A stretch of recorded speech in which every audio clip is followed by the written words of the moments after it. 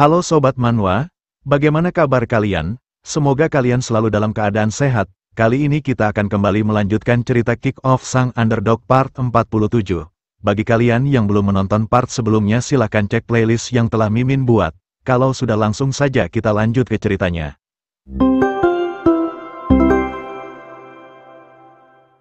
Di cerita sebelumnya, Jong Sanwon menemui Kang Maru dan memintanya untuk pergi bersama menemui Sung Siwo. Ia menceritakan semua kisah Sung Siwo dan Seongwon yang dimana Sung Siwo mengira kalau Seongwon telah mati. Jong Sanwon memberitahu Kang Maru kalau mereka harus memberitahu hal ini kepada Sung Siwo dan menggunakan cara ini agar mereka bisa berbicara dengannya.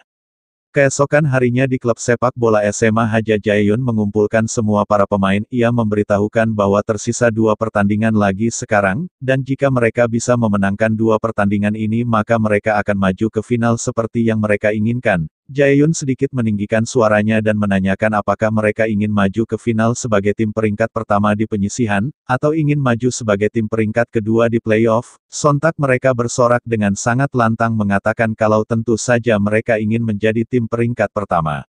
Jaehyun meminta mereka untuk tenang dan melanjutkannya di mana mereka mendengarkannya dengan seksama. Jaehyun mengatakan kalau ia tahu ada beberapa drama di dalam tim akhir-akhir ini karena disebabkan beberapa orang, tapi meski begitu Jaehyun meminta mereka semua untuk berusaha memenangkan 2 pertandingan terakhir ini. Jaehyun memberitahukan kalau ia yakin mereka sudah mendengar beberapa rumor tentang SMA Wonwon. Belum ada yang dikonfirmasi untuk sekarang, namun tampaknya bintang pemain dari tim yang pernah melawan SMA Wonwon selalu terluka sebelum pertandingannya melawan mereka, seperti Shin Dongwook dari SMA Sewon. Oleh sebab itu Jaehyun meminta mereka semua untuk menjaga diri mereka masing-masing dan jangan pergi bermain-main hanya karena mereka tidak latihan siang ini.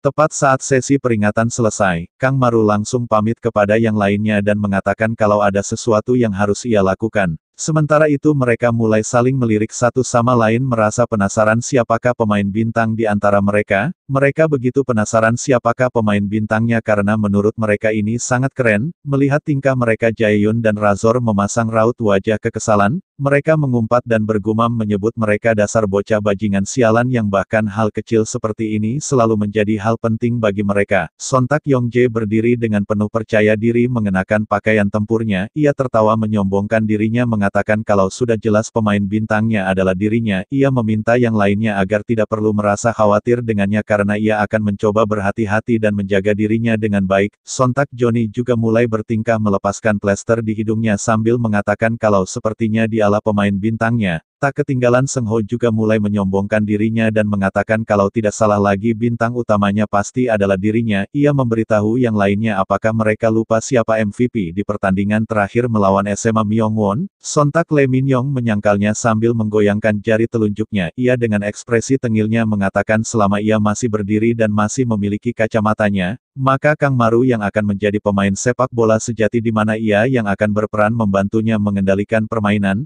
Meski tak menyukai kelakuan anak-anak lainnya ternyata mereka berdua juga ingin menjadi bintangnya. Mereka saling berpelukan dan saling meminta untuk menjaga satu sama lain karena merasa diri mereka adalah bintang yang sesungguhnya. Sontak mereka berteriak meminta Myong Seop yang diam sedari tadi untuk memutuskan memilih salah satu dari mereka siapa pemain bintang yang sesungguhnya. Myong Seop yang selalu bertingkah konyol malah kali ini bertingkah sok bijaksana. Ia memberitahu yang lainnya kalau ia berpikir pemain bintang yang sesungguhnya adalah orang tua mereka. Mereka seharusnya berterima kasih kepada orang tua mereka karena berkatnya mereka jadi bisa bermain sepak bola dengan bebas dan enjoy.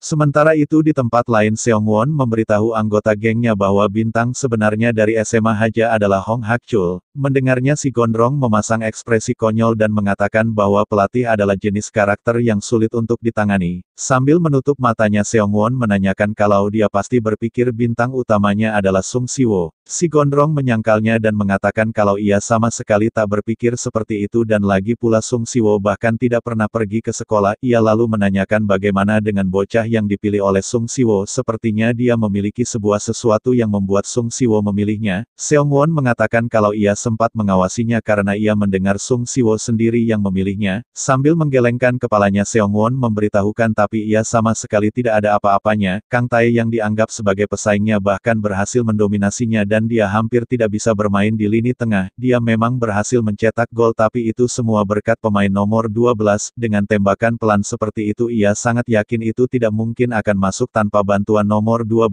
yang mengganggu pemain lawan. Seong-won mengatakan sejauh ini ia tidak benar-benar memperhatikan apapun yang menonjol tentang bocah itu. Sambil meremehkan Kang Maru ia mengungkapkan bahwa ada batasan seberapa jauh seorang pemula bisa pergi, dan tidak ada yang bisa dia lakukan tentang hal itu.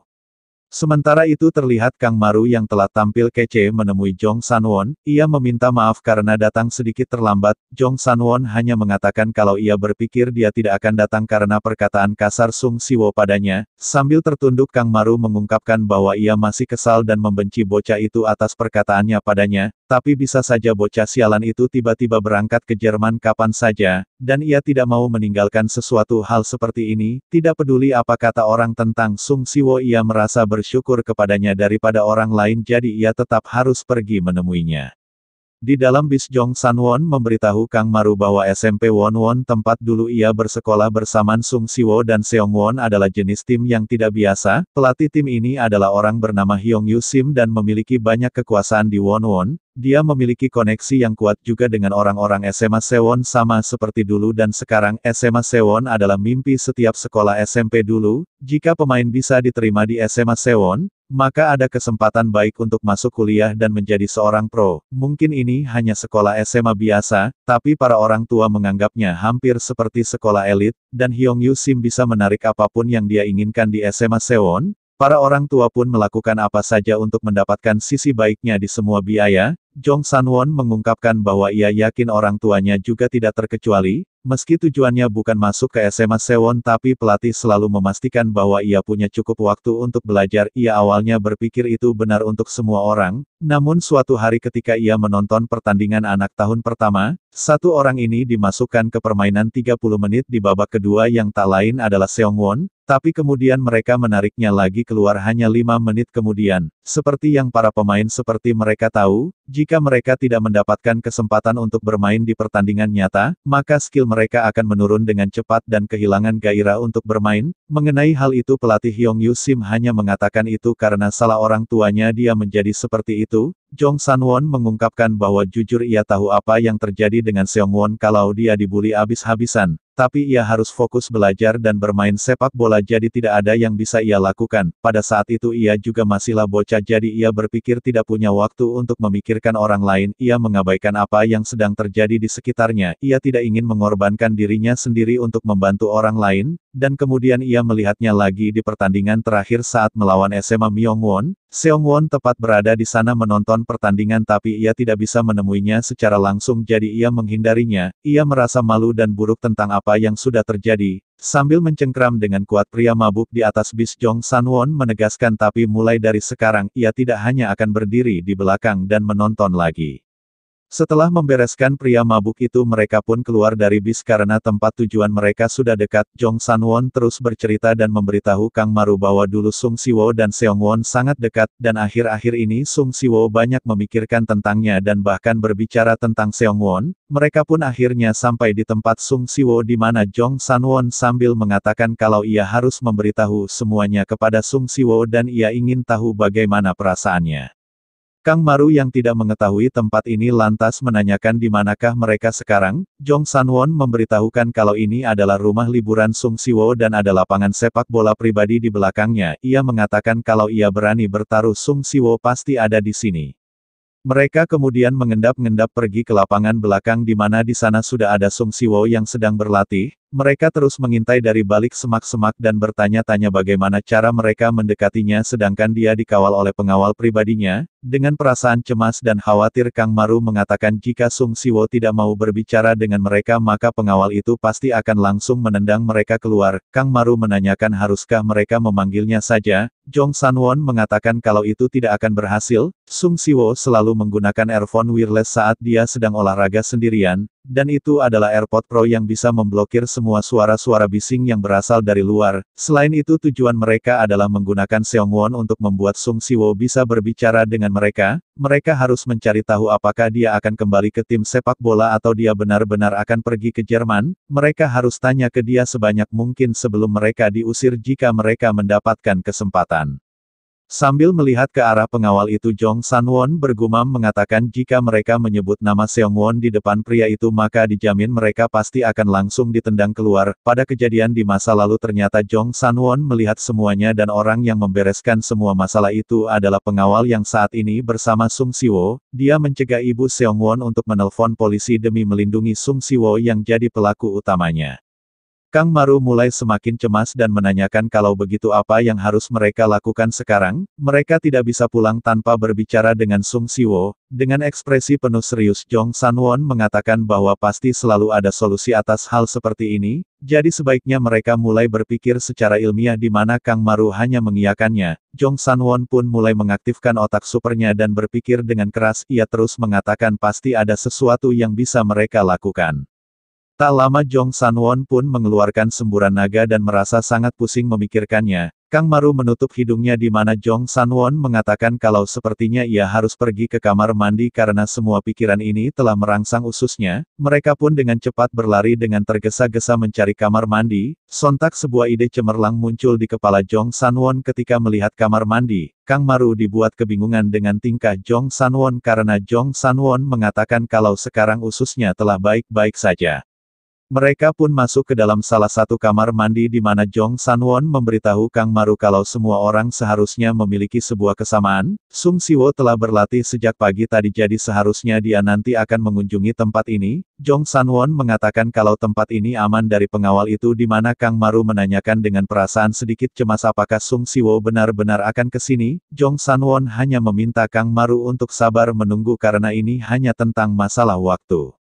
Tak lama seseorang akhirnya datang ke kamar mandi. Mendengar langkah orang itu mereka pun bersiap melancarkan aksi mereka, tapi sebelum itu Jong Sanwon meminta Kang Maru untuk membuat rencana yang sempurna. Orang itu pun masuk ke dalam kamar mandi tepat di sebelah mereka yang entah siapakah orang itu. Jong Sanwon memberitahu Kang Maru bahwa mereka harus menunggu sampai Sung Siwo mulai buang air besar karena dia akan sulit menghindar di posisi seperti itu. Jong Sanwon mengatakan kalau ini adalah rencana sempurna yang ia pikirkan, di mana Kang Maru yang mendengarnya benar-benar merasa takjub menyebut Jong Sanwon sebagai seorang jenius sejati.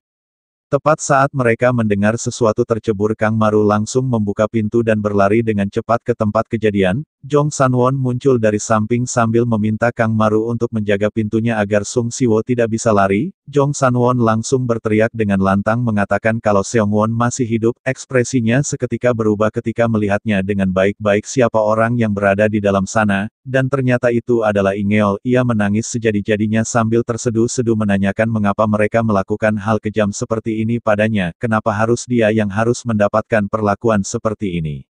Nah, sekian dulu pembahasan cerita kali ini.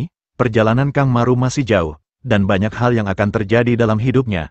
Apakah ia akan mencapai impiannya? Temukan jawabannya di kelanjutan cerita berikutnya. Jangan lupa untuk like, komen, dan subscribe agar kalian tidak ketinggalan kisah seru berikutnya. Sampai jumpa di video berikutnya.